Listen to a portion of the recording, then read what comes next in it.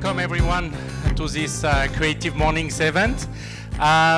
Some of you, I can see some new faces. I can see also some people who were here before, some former speakers like Koen Valent, for instance, and for some future speakers like Koen Robert was here with us today. So I'm glad that people come back and enjoy this event.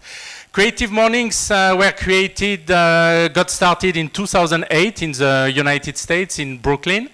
The idea was to bring together the creative community of a city. At the time it was only New York City, to bring people together so they enjoy a breakfast, get a chance to network and listen to a speaker. So currently there are around 170 cities all over the world which organize this event every month.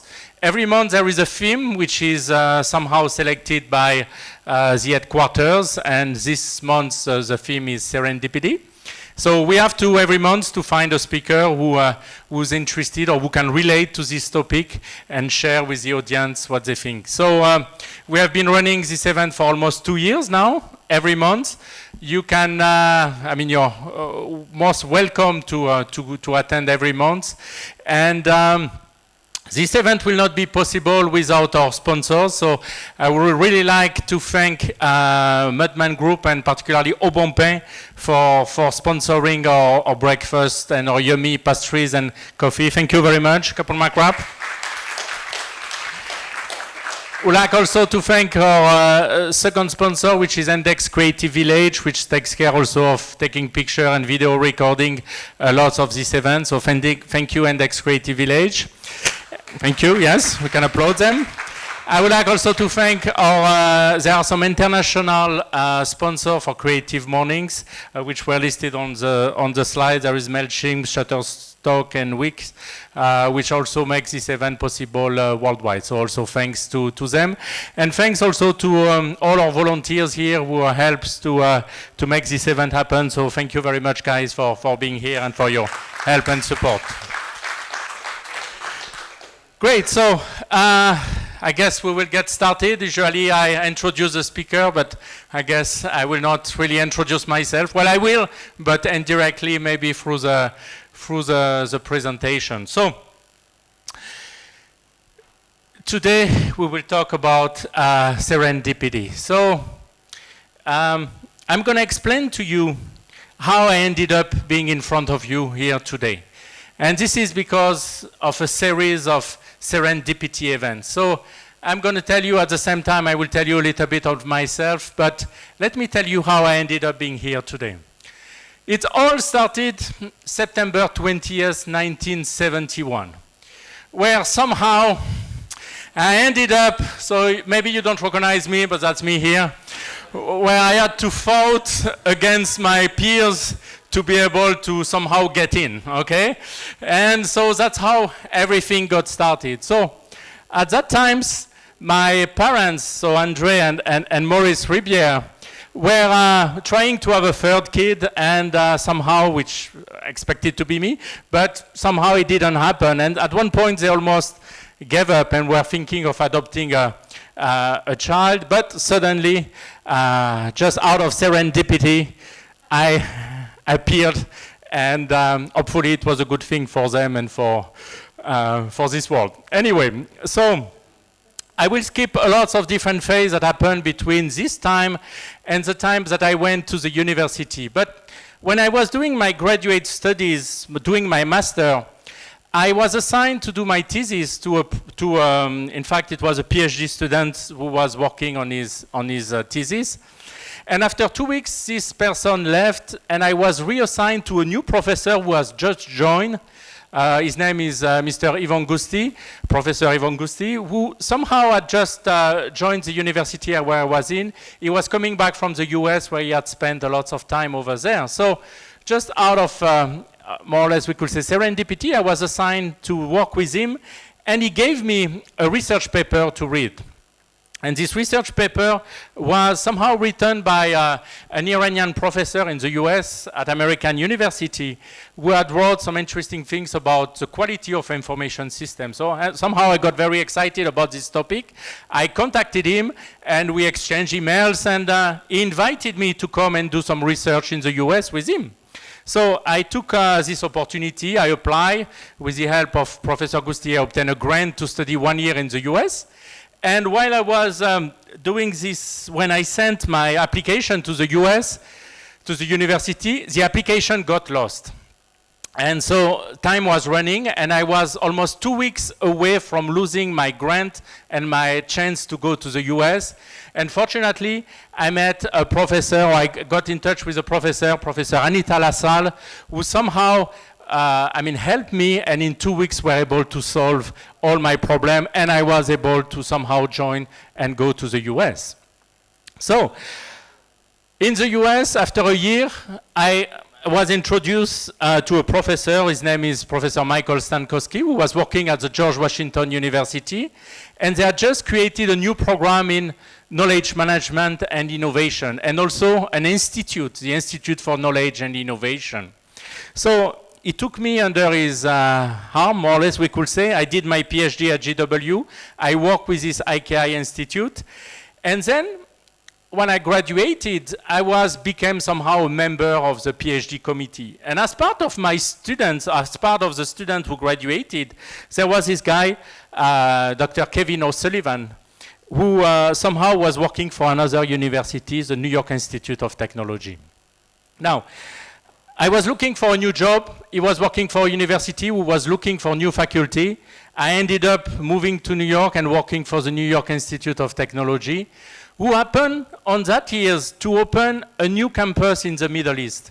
So they were looking for people to run the business school in the Middle East. No one seemed to want to go there, and I say, okay, I will go. So I moved to the Middle East, spent 1 year in the Middle East, and then 2 days before leaving, a friend of mine, Professor Mar Defez, invited me to a party. And I didn't want to go to that party. I had to pack and move, but finally she convinced me to go. And I went there, and by going to this party, I met a Thai lady, so Linda Sinlapadumongkun. By meeting this person, so I somehow fell in love with her, and so we decided to move to Thailand. So I had to go back to the US, and I was looking for a job in Thailand. So while being in the US, again, that's a long story, don't worry, we're getting there soon. While being in the US, I attended a conference in Hong Kong. And in Hong Kong, at this conference, I sit close to a lady, and we start to speak English, and she tells me, oh, you speak well. I say, English? She said, not French. Well, I say, I'm French. So we started to discuss, and it happened that this French lady who was working in Norway had spent some time here at Bangkok University and worked at Bangkok University. So I told her, well, I'm looking for a position in Thailand. If you know anyone, maybe you could introduce me and need my help. And she introduced me to Dr. Lakana Waransichai, who's currently the VP for International Affairs here at BU, who somehow liked my profile. BU wanted to do some work on knowledge management, so I was a perfect match. I got the position in Thailand 10 years ago and moved to Thailand. Now, so I developed this with Dr. Lakana. We developed this Institute for Knowledge and Innovation.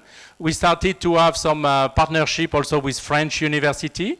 That's where I got a chance to meet Professor Valérie Chanal from the University of Grenoble. She organized, she was looking for someone also to be a partner with for some international research on creativity. So we decided to join this effort. And then as part of the activities that they organize, they are partnered with what is called the Creativity Summer School in Montreal, in HEC Montreal. So in 2013, I attend this conference, and once again for lunch, I sit close to a guy. We start to talk. So this guy is called Francis Gosselin, Dr. Francis Gosselin, and he tells me, well, as part of the thing I do here in Montreal, I run CreativeMornings. And I say, CreativeMornings? I never heard about this. So when I came back to Thailand, I Google it, find out more information about it, applied, and that's how 2 years ago we opened this chapter of Creating Mornings here in Bangkok. Now, so we always look for speakers, and we had identified a speaker for Serendipity for this talk this month. But last week, unfortunately, the person had to cancel the event. Cannot cancel and say, I cannot make it. So we had no speaker, so the choice was or to cancel the event or for me somehow to step in. It was always in my mind, I wanted to do one of these, but it was a good opportunity. So to make a long story short, I don't know if it was quite short, but as you can see, if I'm here today, is first of all because of all these people that I've mentioned, and so I thank you all guys for making me who I am and making me to be here today. Without all this series of serendipitous events, sitting close to one person or going to a particular event or things like this, I will not be here today, and you will also not be here today, I guess. And so it was just a brief introduction to see how somehow our life are driven by a series of serendipity events. And I'm sure that all of you have similar stories on how somehow some serendipitous event somehow change the way of your life. So let's get a little bit more in deep into what this serendipity things is all about. So one definition, a simple one, finding something good without looking for it. So I looked at different publication articles that talks about serendipity, and this is an extraction more or less of the keywords that comes out of this article. So you can say keyword like discovery, unexpected, unpredictable, by chance, accident. So it's different from luck, okay? Usually when we talk about luck, let's say you buy a lottery ticket, you expect to win or to lose, so you expect something. But when you talk about serendipity, it's something that you didn't expect to happen at all. It's something that surprised you, that was unexpected, and somehow made, and something of value, okay, something that is valuable. So it's not something bad that happened to you, but it's something that somehow lead to something positive or bring value to what you're currently doing. Where does the word come from? So the word was coined by Horace Walpole, who's a British writer, who was reading a Persian fairy tale which is called The Three Princes of Serendip. And so in this fairy tale, these three princes somehow happened to do a lot of things, and a lot of things happened to them out of serendipity. And he fell in love with this fairy tale, and he said, we should have a word to somehow reflect such kind of event. And that's how the word serendipity came up, so out of these three princes of Serendip. So what I will talk to you today is how does serendipity somehow link to creativity and innovation? How can we nurture serendipity? Because in fact we can do things that helps serendipity to happen more often, or at least to better take advantage of it. And I will mention to you a couple also of tools that can help to support also serendipity. Okay, so let's go over this. So creativity. So what is creativity really? Creativity is something that happens in your brain. So you know that in your brains you have different networks of neurons that somehow connect with each other. And when these neurons, this network of neurons somehow fire and connect with each other, that's where new ideas emerge. So that's from the connection of network of neurons, so things that you already know but that suddenly connect, that somehow lead to a new idea or to a new piece of knowledge. So that's how creativity comes. Now, if we look at what happens when we sleep, our brain is somehow in a state where it's not even when we sleep. I mean, all the time our brain goes through some sequences. And so every 55 milliseconds, our brain, or this network of neurons, fire some electrical signal which are synchronized with each other. So every 55 milliseconds, this happens in our brain. Somehow all this network of neurons which connect. But in between the 55 milliseconds, there is a time. And this time is when the network are into what we call a chaotic or chaos mode. And during this time, this network somehow wonder what they should do, and they do a lot of random things.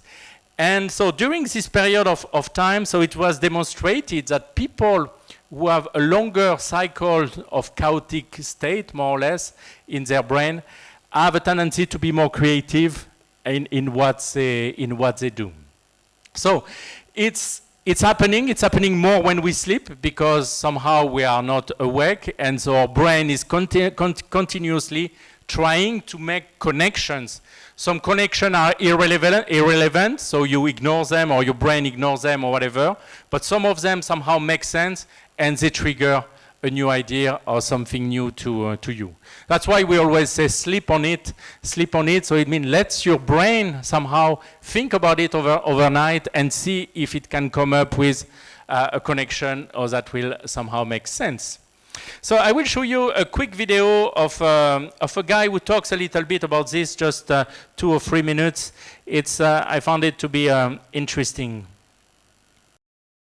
This, I think, is true not just of writers, but of anyone who is in a creative space, that you have to reverse the normal human tendency, which is to edit. So a lot of, and occasionally, this is, I think, a source of a great deal of frustration that exists between people in creative and non-creative universes, which is that creative people, I think, are trying to, their lives and their brains are messy. Their imaginations are messy. Why? Because they don't want to throw anything out. Why don't they want to throw anything out? Because they believe on some level that there's always something of interest or value in whatever they encounter, right? They know enough about how mysterious and serendipitous and unpredictable the creative process is that they realize that it's dangerous to kind of make too hasty a judgment about the value of anything that they come across. People in non-creative universes have exactly the opposite relationship to information, or to experiences, is a better way of putting it. They're constantly, they'll see something and they'll say, is it relevant to what I'm doing? And if it's not, they should push it aside and focus on what their kind of task is. If you were Procter & Gamble and you're the head of Ivory Soap, your job is to sell more soap. And if you get distracted by some interesting but ultimately marginal subsidiary issue, you won't sell as much soap. Right? That's an extreme example, but that's a world that demands focus. If you're a surgeon and you're operating, you cannot let your imagination wander about some idiosyncrasy of the operation. Right? You have to kind of zero in. So I think that's a kind of that embracing of messiness and understanding its contribution to the creative process is something that writers and creative types, artists, whatever, have got to cultivate, have to learn to be comfortable with, because it goes against a lot of our kind of instincts and training as kind of educated people. So again, this concept of messiness, of randomness, that we have a tendency to leave aside, but somehow which is source of great creativity. So we have to nurture such kind of environment and such type of behavior. So let's talk a little bit about innovation now.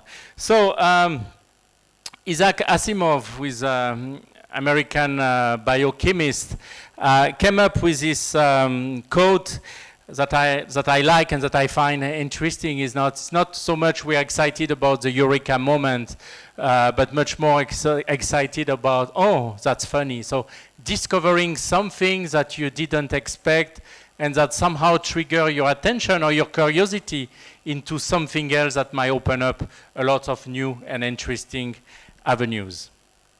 So serendipity is really, I mean, the stage of creating new knowledge. That's where, as we say, this network of neurons connect, and out of this new idea or new knowledge might be created. And so that's really the process on how also new knowledge and new ideas are generated.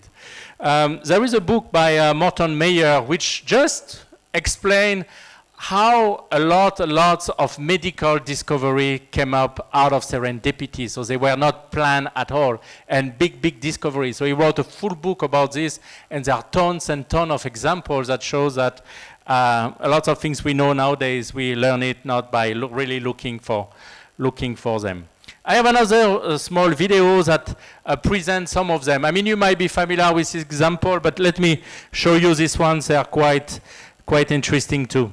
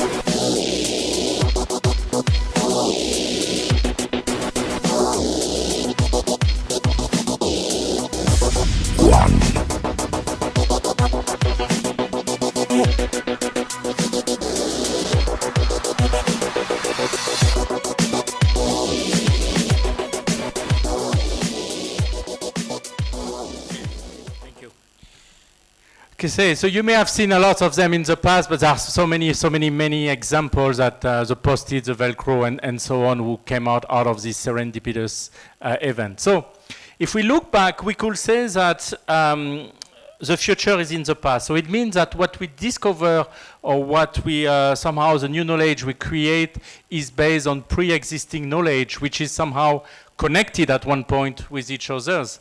And there is this famous quote from Newton that says, yes, I mean, is everything we do, and all the artists also recognize that it's somehow an extension or a combination or an inspiration from pre-existing work or knowledge or ideas that were out there before. If you have not seen them, there is a series of very interesting videos which are called Everything is a Remix that present also a lot of invention and innovation that somehow also came up just by combining existing and pre-existing ideas that were somehow used in a different context or never got brought together before. Simple example of this, just to make an analogy, if you take the table of the periodic table of elements, you randomly take two elements, so I took H and O, and so if you combine together, then, well, you get something new, which is in this case water. But you could try to combine also other type of elements to come up with different chemicals. Some of them will make sense, some of them will be useful, some of them will combine, some of them will not, and so on. So it's about experimentation, trying and looking at all the different options that are open to you. And you might be familiar with the Muppet shows, right? You all know the Muppet shows? Yes? So do you know also Sesame Street? Yeah? So if you combine them, what you get the Angry Bird. So you can see sometimes when you combine things that are somehow well known together, you get something new, and again, this thing new somehow makes sense, or you relate to it because it's a combination of pre-existing things you might know or you might be aware of, okay? So it's just a simple analogy. Let me talk now about how can you cultivate this serendipity. Now we know it's useful and we know it can make a big difference, but how can you do that? How can you nurture that? So I found this process that I like, that shows different steps. The first step, and we will talk more about this also today, is to have a prepared mind. So if your mind is not prepared for serendipitous events, well, you might miss them. Then later on, for an unexpected event to happen, okay?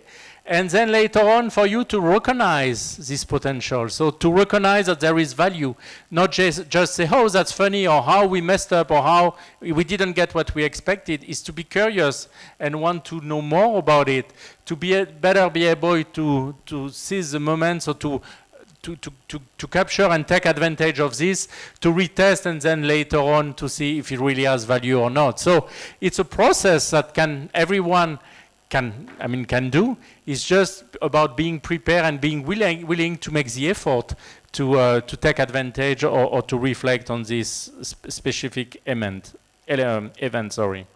So I try to list a couple of things. I've read a lot about serendipity over the past week.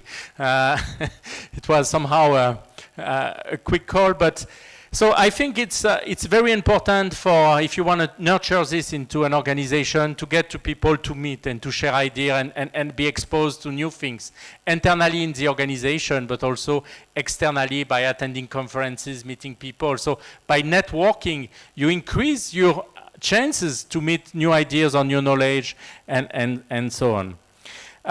Again, as we said, a lot of it has to do also with what you already know. So if you better manage what you know in your organization, the knowledge that is available, if you know what you know, then you're better able to see how you can take this knowledge to the next step, into combining it in a different way or moving it to a next level. Also by bringing diversity also in your team.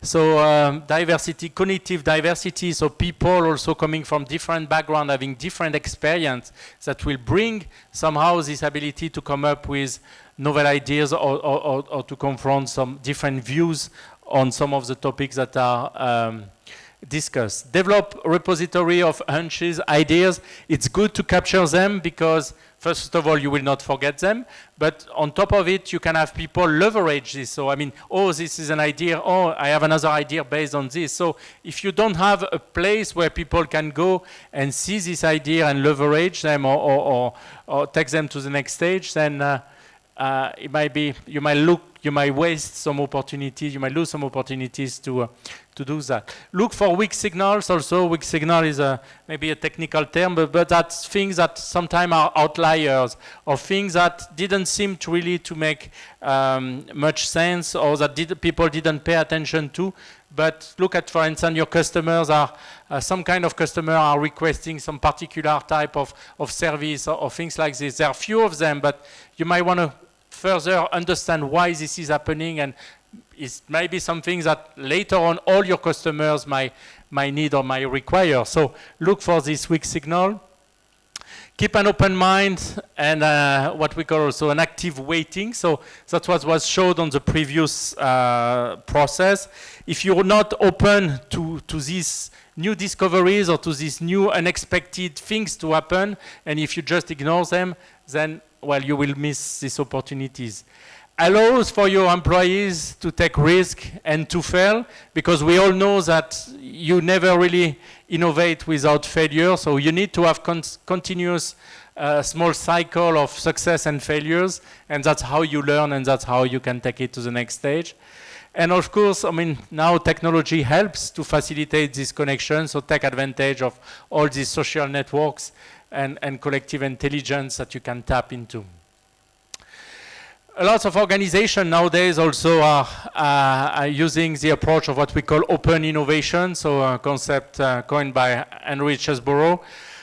Somehow also not only looking at creativity and innovation inside your organization, but seeing what the others are doing, if you can somehow get some ideas from outside, or maybe license some of your ideas outside to others who might need it. Maybe you have a very good idea of a product, but you don't want to commercialize it, or you don't want to really take advantage of it right now. You could license it to another company who might take advantage of this. So again, that's an example on how this can be externalized and how it can take advantage also.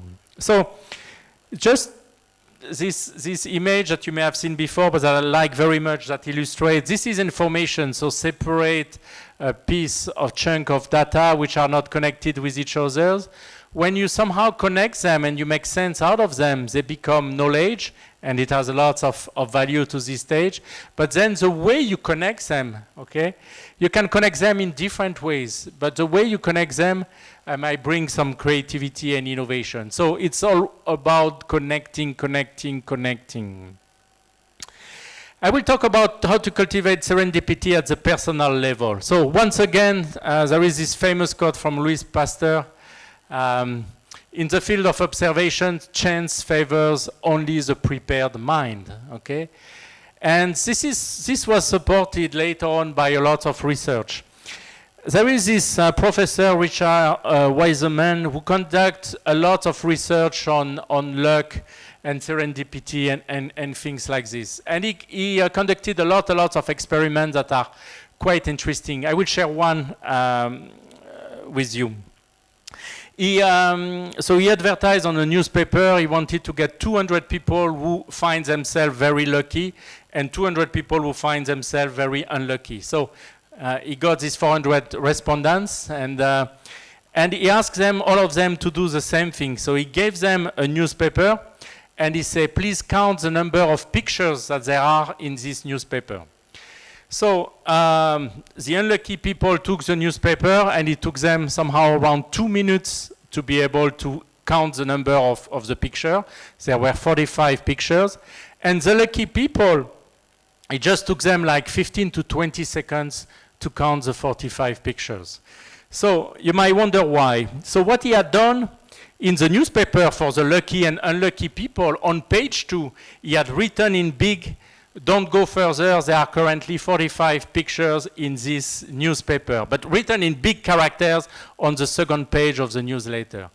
And most of the unlucky people didn't see this statement, and most of the lucky people saw this statement and stopped counting because they had the answer right away. And so he found out that people who are somehow unlucky are people who are more tense and anxious. And this tensity or this anxiety that they have somehow prevents them from seeing the obvious or seeing things that are in front of them. So this, and he demonstrated like that with a lot of experiments, and you can find this paper on the web or Google him. But he ran a lot of experiments that shows that there is no such thing as being lucky or unlucky. Is how much you're prepared or how much you pay attention to things that will somehow make you lucky or somehow unlucky. Very interesting. A lot of research also shows that if you want to have this moment of new idea of serendipity, you can take a walk. By taking a walk, somehow, you stop focusing on something at your desk and your brain starts to wander. And also the movement, the fact that the brain is moving also somehow helps these connections to open in your brain and these new ideas to come up. So the walk is something, and you have a lot of people, Steve Jobs was one of them who was always having his walking meeting. So instead of meeting in a room, he was walking with the person he had a meeting with, and through these meetings they were able to somehow discuss things. But that's something which, a little detail, but that somehow sometimes can make sense. Also, going into a library and randomly picking books and reading them or reading the cover or things like that, it's source of serendipity. And that's not exactly the same thing as browsing on the internet and Google. And the reason because of that is because whatever is on Google or whatever has been pre-filtered for you and has been pre-sorted for you. And you don't get the same level of serendipity that you will get in walking in a completely neutral, I will say, environment. But it's still a good tool. I mean, when you, often when I look for illustration for my talk, I always, do a Google search with the term, and very often the image also triggers some new ideas of things in my mind. So I don't say we should not use it, but say that there might be more random ways to make these things happen. And of course, try to hang out with people who are different from you, not all working in the same field or environment, because through this, again, being with these people, you will get more chance to come up or come across some new ideas and things like that. A little tip, for instance, you could say before you go to a social event, because in social events people have a tendency to always talk to people that they know. And so before you go to a social event, you will say, well, let's pick a color. So let's say I select purple, and I say, well, at this event I will make sure to talk to everyone who dress in purple, okay? So that's just somehow a little game, but it's just to force you somehow to talk to people that you will not have approached if you, if you are just at camp and say. So by giving you some little triggers like this, that's something you could get. We're gonna still have a little bit of time. We're gonna do a little exercise or game here, or illustration if you want. All of you so hopefully have a tag. And on your tag name, I don't know if you noticed, but there is a little letter which is written underneath. It goes from A to J or K, I forgot. What I would like you to do is to find, there are in this room other people who have the same letter than you on your sticker. I would like you to spend 3 minutes with them, and I want you to find 2 things that you have in common with this person. 2 things that you have in common, but not like I live in Bangkok or I'm here today, okay? This does not work.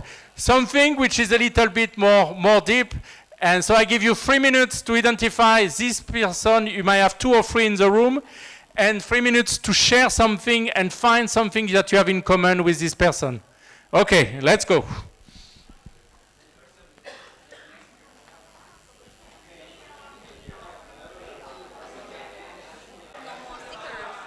Okay. If you don't have a sticker, just meet with someone who doesn't have a sticker too. Okay, maybe meet with Robert here. You have also the group of stickerless people.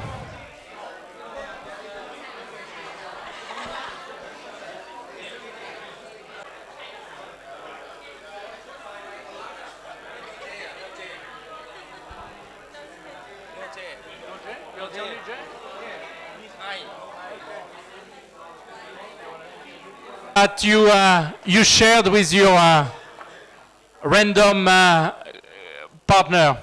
Anyone would like to share what something interesting or novel or unexpected that you discover from this person that you didn't know about?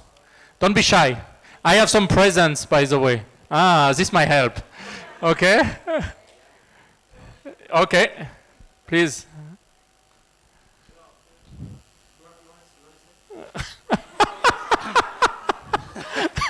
So what did you find that you had in common that you didn't expect? We collaborate. Yeah, it's on. Yeah. Oh, it's working? Yeah? Okay, okay. Thank you, Ali. So what we have in common, Ali is Persian, I'm not Persian, so we spotted some difference too.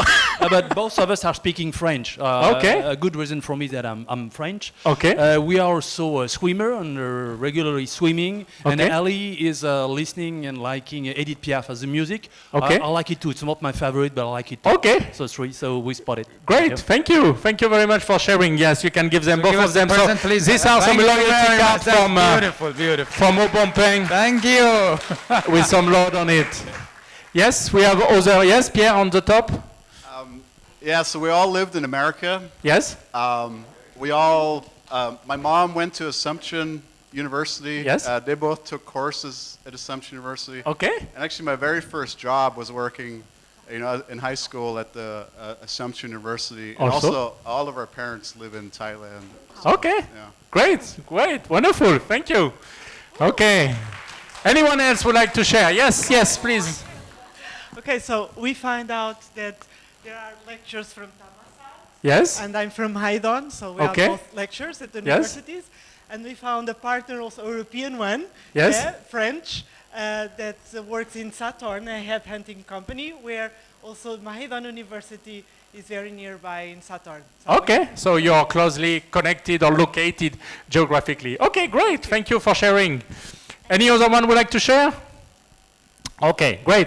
Well, as you can see, I mean, I was just giving you a very, very little time to do this exercise, but by trying to force this connection and by trying to, make the efforts to try to better understand who is who and what they are doing and things like this, very often this leads to very interesting and surprising kind of things. So I will just conclude with tools. The speaker we were hoping to have today was someone who's working for this app, which is called Happen. And so what this app does, and I don't know, this may have happened, I guess, to all of you. Sometimes you walk in the street and you cross someone and say, wow, or, wow. I wish I could talk to her, or I will know who she is, or who he is, or things like this. So what this app does, if the person has the same app on the phone and you pass by them, suddenly you connect more or less and you have a way to identify who this person was that you ran or that you ran through on the street that you didn't talk to, but somehow your phone connected randomly, okay? And later on you find an interest to go back and see how you could, so you can engage into a chat discussion with this person, how I ran into you into this shopping mall or whatever. So it requires, of course, both people to have the app running on their phone, but again, this might be an interesting way to connect without, if you're particularly shy, this might be a good way to get engaged, to connect with some people randomly. There are some tools also. I'm not a Mac user, but I've read a lot about this tool. Devon Think, are some of you using it? Devon Think on Macintosh. It's a tool which allows you to write down your notes, to organize your documents and things like this. But he has an AI, artificial intelligence component to it that helps also to connect things on the same theme, so he has what we call a semantic engine on the back of it. Let's say, for instance, you write an article or you write your notes and you say, what other documents or what other things I have on my computer that you could relate to what I just wrote. And so the tool will somehow point out to some documents or some notes you have taken before which have somehow similar content that what you just wrote. So which is very, very useful, because we always forget what we've done, what we wrote, what we've collected. I mean, we have so much stuff on our computers that we forget about this. And this tool allows you to do it very well. So it only exists on Mac version. But there is on PCs the Evernote tool, which doesn't have this AI component, but which has also lots of tagging feature, which helps to do lots of lots of organizing your document, your thoughts, your ideas, and so on. So these are some tools. There is one also which has been around for, I will say, at least 20 years now. which is called The Brain. They went through different type of version of this software. Currently, it's a free software that you can install on your machine, on your desktop. And it allows you also to connect all kind of different information on your computer. These are documents, this might be business cards, this might be websites, this might be anything. So when you have, for instance, if I'm working on a topic on serendipity, I can link some websites, some article I've collected, some PowerPoint slide I created before, and later on you can navigate like this, not in a structured way, but in a complete, this file can be in different folders on different locations, but this tool helps you to navigate and organize it in a way. So I found it to be quite interesting, and again, it's free. You just go to thebrain.com, you can download it and run it on your computer. So just to conclude, serendipity just don't happen by chance. Well, it does happen by chance, but somehow for you, if your mind is not prepared somehow to identify it or to further take advantage of these discoveries, and it will not happen. So it's hard work. You need to make it happen. And again, if you don't somehow change your habits and your routines, you will miss them. So you need somehow to force yourself also to do things differently, and through doing so, this will open up to hopefully to a lot of serendipitous events that you can take advantage of. Thank you very much. Kapun Kwap.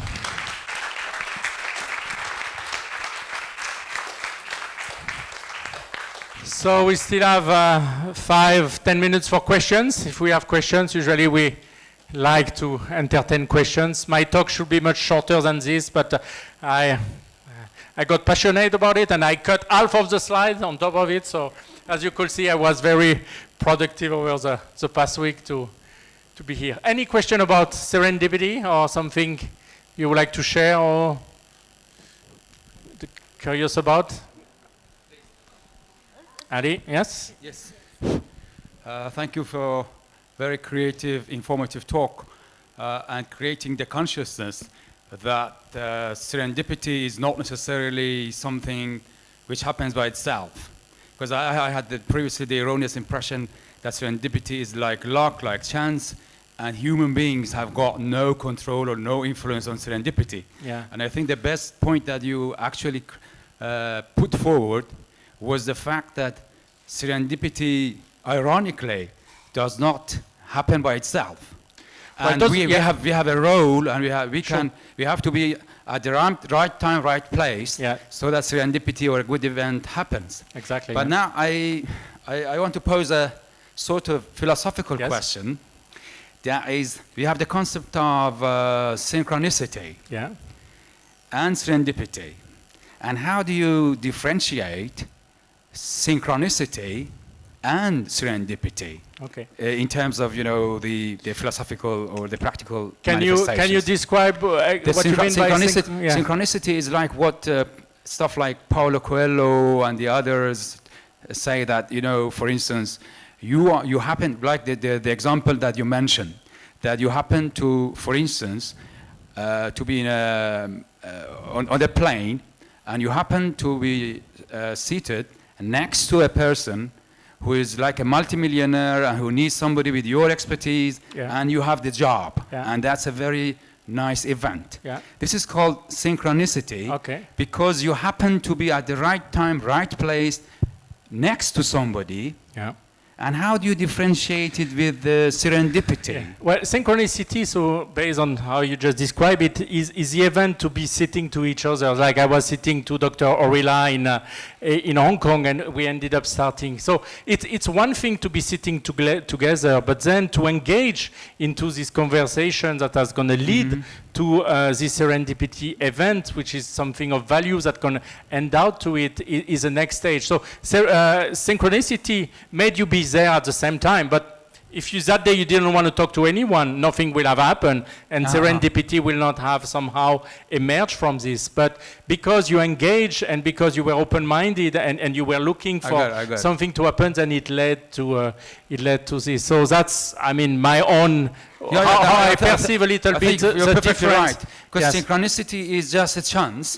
If you go for it, and you take it, and you have the expertise, and you have the knowledge to use that situation, That is serendipity. Yes, exactly. Thank you And very there is a theory also of what we call path dependency, which means that every decision we make somehow is driven by previously decisions that we made and so on. And this is also a way to look at the problem in how things lead to, again, what led to for me to be here today was a sequence of decisions that are opportunities and serendipitous events that happened that somehow led to be here today. But again, if this, I mean, we can trace back all these decisions and through the past dependency kind of approach. So there are lots of theories that somehow are very close and connected, and each of them have a minor touch or approach to it. Thank you, very Ali, much. for the question. Yeah, great. Yes? Okay, thank you, Mona? Yes? Professor. First of all, it's very courageous to take this topic. I think it's hard to talk about serendipity. Light question and then hard question. Okay. The first one, what is your favorite or the best serendipity out of all the storytelling in the beginning? Yeah. Yeah, so I mean, the one which had the biggest impact was, I think, this first meeting I had with this professor, Ivan Gusti, which somehow I was trained as an engineer in industrial engineering, and I was ready to somehow, after my master, to start working in a company, and this person, which I happened to be his advisee, again out of serendipity, because if the person I was somehow referred to had not left suddenly, and if this professor had picked any other university or had come 1 year later, I would have never met him. So this guy somehow opened to me the kind of international career that I got, and without him, I mean, I will for sure have had a completely different life and completely different career. So I think he's the one who somehow starting the things, but again, is how you get these opportunities and what you do with them, which later on also lead to. So it's not just by chance, it's also making sure that later on you leverage or you take advantage of this, yes. And if we really look the serendipity Yes. from a different dimension. Yes. Let's say you're a good-looking gentleman in a Thank you. conference, and you have another good-looking lady in Yes. a conference, and both of you think you're good-looking and you want to sit next to each Yes. other. Or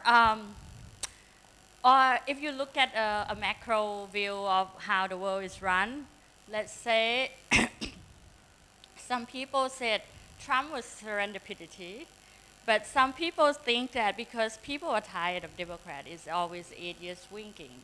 Or if you look at other incidents, like why do we have so many, like these few days, bombings in, Manchester, Bangkok, Jakarta, all of a sudden, and some people are trying to say it's not serendipity, it's actually just right before Ramadan.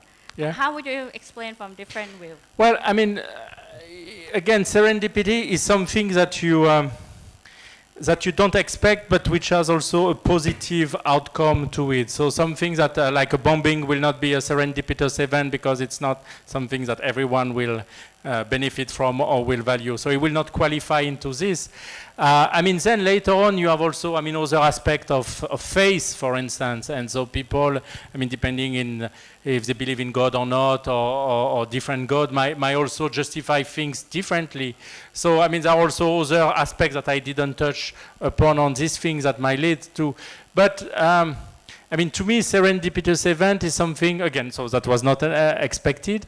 But at the same time that, that might be unnoticed completely. So you might not even see that it happened. Maybe there was other things that happened similar that, again, you didn't catch because maybe there was another beautiful lady that you didn't care about or didn't want to sit close because it was not the right time or it was not something like this. So there is a set of different factors that somehow make these things happen, and then how open you are to see them and to take action of them is really dependent on yourself. So that's why serendipity and luck are really dependent on you and how open you are to make these things happen. And again, there are other factors. You can say, well, that's an act of God or whatever, but that's, again, another path of thinking and things like this. Thank you. Any other questions? No? Great. So thank you all again for being here. Next, our next speaker is Robert, here, sitting here. Robert, you can raise your hand. Thank you. Yeah, he will be speaking on June 16 on a topic which is survival. And Robert has a lot of stories to share. So you should not miss this event. Thank you again for being here. We always look for volunteers. If some of you want to volunteer, we always look for sponsors. If some of you want to sponsor anything, it will help us, even just to get T-shirts. It will make us happy, and we'll put your logo out there. And thank you again for all the volunteers today. Thank you to Bangkok University, also technical team, for being here today and recording this event. And looking forward to see you all. There are still a lot of drinks and things, so take advantage of them. Talk to people, and I wish you lots of serendipitous events. And a big thank you, Dr. Vincent, also.